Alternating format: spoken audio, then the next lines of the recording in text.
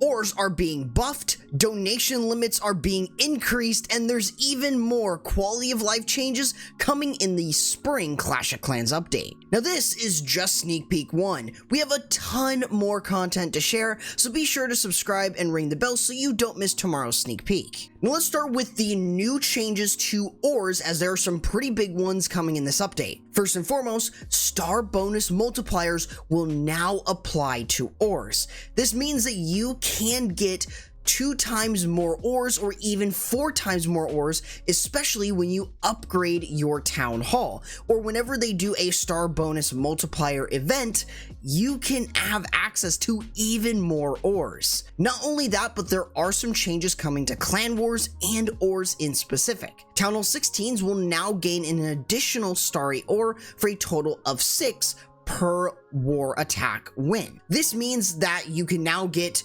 12 starry ore per war win. Of course, clan war losses and ties are being buffed to 50% for losses and 57% for ties. This affects both loot and ores. Now, war changes outside of anything ore related, you can now spin 35v35 and 45v45 wars. Equipment is also now taken into account when you are in matchmaking, and clan war signups can now be seen in clan chat. Clan members can opt in or out of the next war, and signups can be pinned in the clan chat.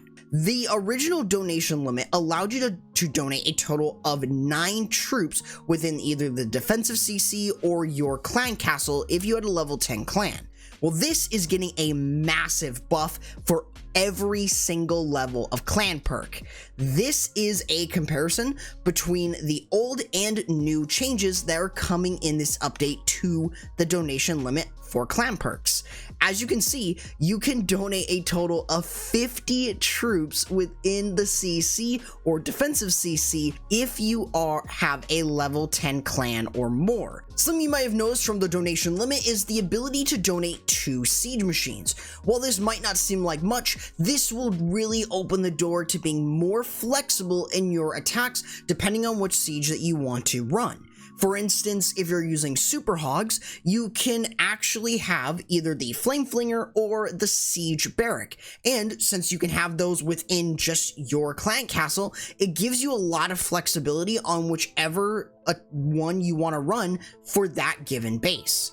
Of course, this is going to be available for the new max clan castle level, which we will be talking more about tomorrow, but also this will be unlocked for level 6 and level 7 clans, meaning that you can donate 2 seed machines to any clanmate at Town Hall 16 with a max clan castle as long as you have those levels. Keep in mind that you can still receive 2 of the same siege machines, and any siege machines that you get that are completely different will show up when you're planning on switching siege machines. Also, within the clan chat, you can now tag other members to grab their attention. Similar to something like Discord, you have 3 different ways to ping someone.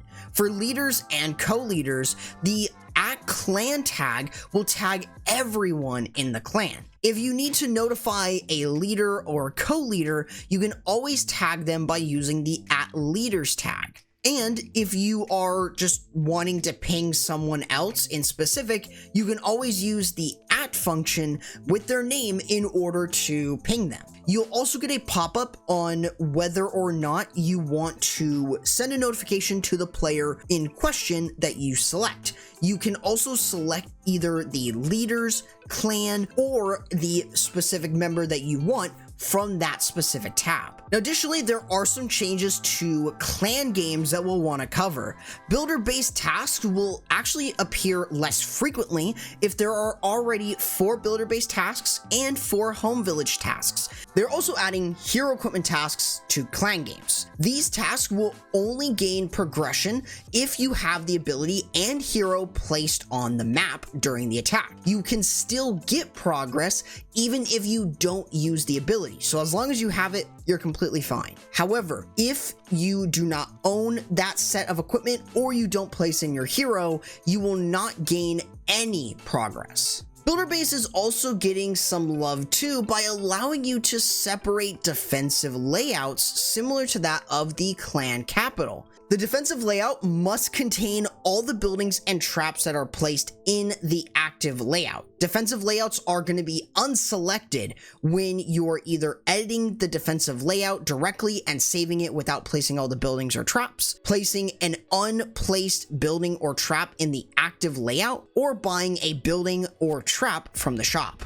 Additionally, we have plenty more changes to talk about. In terms of clan capital, the loot limit is being increased from 5,333 to 6,100 in capital trophy calculations, as well as having the defensive bonus based on remaining hit points of deployed units. We also have some notable bug fixes, which includes a fix to the fireball for the warden, as it should now deal damage to both air and ground CC troops no matter what it's aiming at, as well as a fix to the Royal Champion's attack, doing less damage when the haste vial ability is active. As for some other lesser quality of life changes, the Barbarian Puppet hero equipment will now display the rage duration and the damage increase gained by the Barbarian spawned, alongside the laboratory showing a second progress bar for those who use the Goblin Researcher. And lastly, we have our first balance change to hero equipment,